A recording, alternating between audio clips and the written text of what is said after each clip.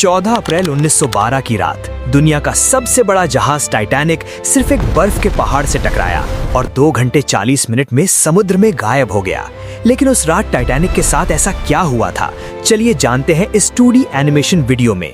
एक ऐसा जहाज जिसमें luxury rooms, swimming pool, gym, restaurant और लाइब्रेरी थी, और इस जहाज को बनाने वाली एक British company white star line थी, और इस जहाज का नाम रखा गया RMS टाइटैनिक। इसकी लंबाई लगभग 882 फीट थी। ये लगभग 9 मंजिला बिल्डिंग जितना ऊंचा था और इसका वजन लगभग 52,000 टन से भी ज्यादा था, और इसमें लगभग 2200 लोग सफर कर सकते थे। लोग इसे ना डूबने वाला जहाज भी बोलते थे क्योंकि इसमें 16 वाटर टाइट कंपार्टमेंट्स थे। अगर जहाज में कहीं छेद भी हो जाए तो जहाज पानी में डूबना असंभव था।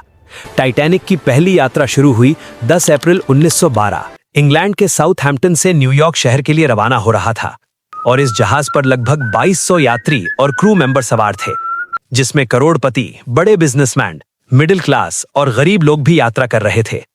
इस जहाज में 3 अलग अलग क्लास के केबिन थे, जैसे फर्स्ट क्लास केबिन अमीरों के लिए, उनके कमरे किसी लग्जरी होटल से कम नहीं थे।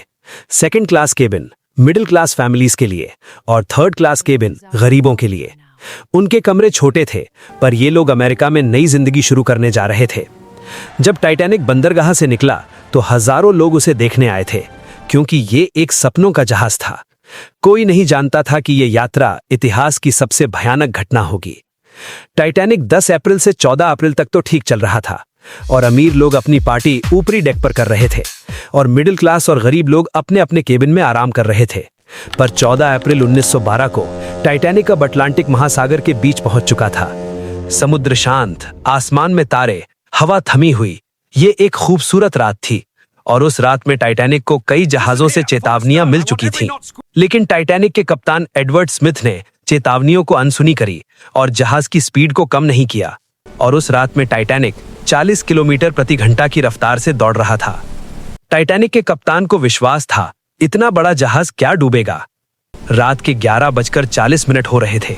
टाइटैनिक के आगे खड़े 2 निगरानी कर्मचारी अंधेरे में समुद्र पर नजर रख रहे थे। अचानक उन्हें सामने कुछ दिखाई दिया, एक विशाल आइसबर्ग, बर्फ का पहाड़ जो पानी के ऊपर सिर्फ थोड़ा सा दिखाई दे रहा था, लेकिन उसका असली हिस्सा पानी के नीचे बहुत बड़ा था। उन्होंने तुरंत जहाज के ब्रिज पर फोन लगाया, सामने आइसबर्ग है, सामने आइसबर्ग है। फिर कप्तान ने जहाज को मोड़ा, इंजन को रिवर्स किया, लेकिन टाइटैनिक बहुत बड़ा जहाज था और उसकी गति बहुत तेज थी। कुछ ही सेकंड बाद टाइटैनिक का दाहिना हिस्सा आइसबर्ग से टकराया। टक्कर बहुत तेज नहीं थी, यात्रियों को लगा कुछ नहीं हुआ, लेकिन जहाज के नीचे एक बड़ी समस्या शुरू हो चुकी थी। आइसबर्ग से टकराने के बाद जहाज के नीचे दरारें पड़ गईं। पानी तेजी से जहाज के अंदर भरने लगा। जब इंजीनियरों ने जांच की तो उन्हें पता चला कि जहाज के 5 कंपार्टमेंट में पानी भर चुका था, लेकिन टाइटैनिक सिर्फ 4 तक झेल सकता था। बस एक कंपार्टमेंट का फर्क। इसका मतलब था टाइटैनिक अब बच नहीं सकता। कप्तान एडवर्ड स्मिथ को यह खबर दी गई। फिर उन्होंने सोचा और आदेश दिया कि लाइफ बोट तैयार करो। इतने बड़े जहाज पर सिर्फ 20 लाइफ बोट थीं। टाइटैनिक पर 2200 लोग थे, जगह थी बस 1200 के लिए। लगभग 1000 लोगों के लिए कोई जगह नहीं थी। लेकिन लोग लाइफ बोट में बैठना ही नहीं चाहते थे। उन्हें यकीन था टाइटैनिक डूबेगा नहीं। कई लाइफ बोट आधी खाली समुद्र में उतार दी गईं।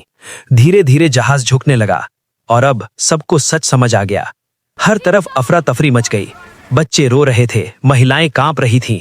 तभी एक आदेश आया, पहले महिलाएं और बच्चे, यानी पहले महिलाओं और बच्चों को लाइफ बोट में बैठाया जाएगा। कई पुरुष चुपचाप पीछे खड़े रहे। सब जानते थे वक्त कम है, जहाज डूब रहा था। टाइटैनिक पर एक म्यूजिक बैंड भी था।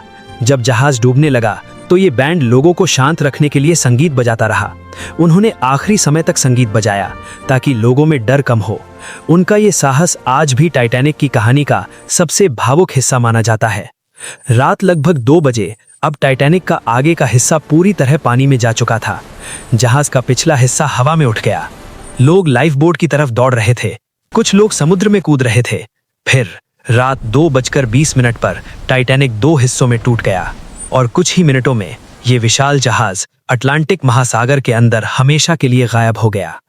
टाइटैनिक के डूबने के बाद सैकड़ों लोग समुद्र में गिर गए, लेकिन अटलांटिक महासागर का पानी बहुत ठंडा था, लगभग -2 डिग्री सेल्सियस। इतने ठंडे पानी में इंसान सिर्फ 10 से 15 मिनट ही जीवित रह सकता है। लोग मदद के लिए चिल्ला रहे थे, लेकिन आसपास कोई जहाज नहीं था। लगभग 2 घंटे बाद एक जहाज आरएमएस कारपेथिया टाइटैनिक की मदद के लिए पहुंचा, लेकिन तब तक बहुत देर हो चुकी थी। लगभग 1500 से ज्यादा लोग मर चुके थे, सिर्फ 700 लोग ही बच पाए। टाइटैनिक के डूबने के बाद कई सालों तक इस जहाज का टुकड़ा नहीं मिला। आखिरकार 1985 में समुद्र वैज्ञानिक रॉबर्ट बैलार्ड ने टाइटैनिक के टुकड़े को खोज लिया। ये समुद्र की गहराई में लगभग 3800 मीटर नीचे मिला। आज भी टाइटैनिक वहीं पड़ा है, धीरे धीरे जहाज समुद्र में टूटता हुआ। टाइटैनिक सिर्फ एक जहाज नहीं था, ये इंसान के घमंड और प्रकृति की ताकत की कहानी है। जिस जहाज को लोग कहते थे कि वो कभी नहीं डूबेगा, वो अपनी पहली ही यात्रा में समुद्र के अंदर खो गया। और आज भी टाइटैनिक की कहानी सुनकर एक सवाल मन में जरूर आता है कि अगर उस रात कुछ फैसले अलग होते तो क्या टाइटैनिक को बचाया जा सकता था? आप कमेंट में बताना अपनी राय, और वीडियो पसंद आया हो तो वीडियो को एक लाइक और चैनल को सब्सक्राइब करना ना भूलें। तब तक के लिए बाय बाय।